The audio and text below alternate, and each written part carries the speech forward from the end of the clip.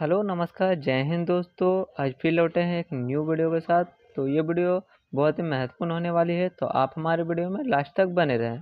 दोस्तों, आज का जो हमारा पहला प्रश्न है, दो वर्णों के मेल से होने वाली विकार को क्या कहते हैं? तो क्या हो जाएगा दोस्तों? ये हो जाएगा ऑप्शन नंबर ए, इसे संधि कहते हैं। चलिए अगली प्रश्न की ओर बढ़ते हैं। हमारा दूसरा प्रश्न, संधि कितने प्रकार के होते हैं? तो दोस्तों ये हो जाएगा ऑप्शन नंबर सी, संधि 3 प्रकार की होते हैं।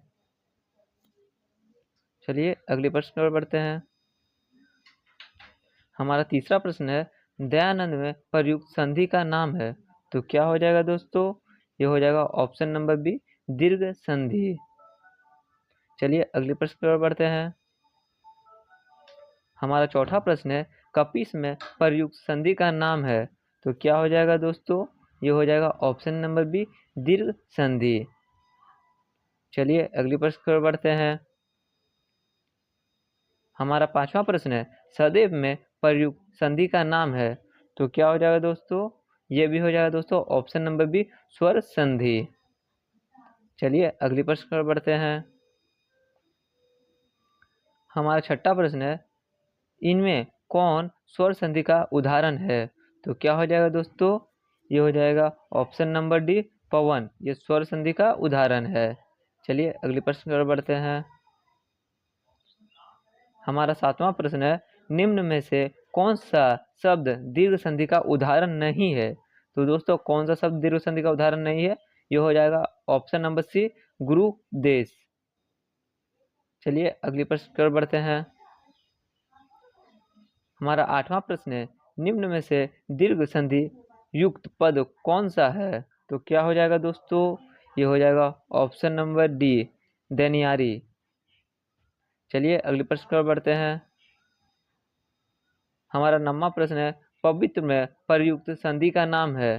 तो क्या हो जाएगा दोस्तों? ये हो जाएगा ऑप्शन नंबर सी, अयादी संधि। चलिए अगले प्रश्न की ओर बढ़ते हैं।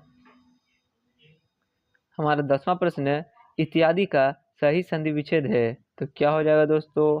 ये हो जाएगा ऑप्शन नंबर डी, इति धन आदि। चलिए अगले प्रश्न की ओर बढ़ते हैं।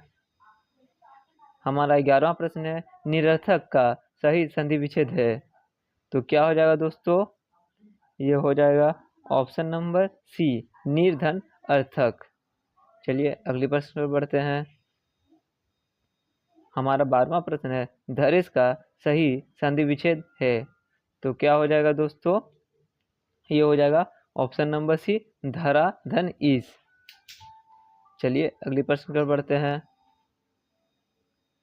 हमारा 13वां प्रश्न है, निराशा का सही संधि विच्छेद है। तो क्या हो जाएगा दोस्तों? ये हो जाएगा ऑप्शन नंबर सी, निर्धन आशा।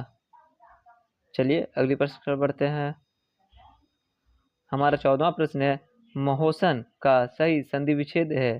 तो क्या हो जाएगा दोस्तों? ये हो जाएगा ऑप्शन नंबर डी, महाधन उसन। चलिए अगले प्रश्न पर बढ़ते हैं। हमारा 15वां प्रश्न है, आशीर्वाद का सही संधि विच्छेद है। तो क्या हो जाएगा दोस्तों? ये हो जाएगा ऑप्शन नंबर बी, आशीर प्लस वाद। चलिए अगले प्रश्न पर बढ़ते हैं। हमारा 16वां प्रश्न है, महेश का सही संधि विच्छेद है। तो क्या हो जाएगा दोस्तों? ये हो जाएगा ऑप्शन नंबर बी, महाधन ईस। चलिए अगले प्रश्न पर बढ़ते हैं। सन्मति का सही संधि विच्छेद है। तो क्या हो जाएगा दोस्तों? ये हो जाएगा ऑप्शन नंबर डी, सत धन मति। चलिए अगले प्रश्न की ओर बढ़ते हैं। हमारा 18वां प्रश्न है, अन्वय का सही संधि विच्छेद है। तो क्या हो जाएगा दोस्तों? ये हो जाएगा ऑप्शन नंबर ए, अनु धन अय। चलिए अगले प्रश्न की ओर बढ़ते हैं।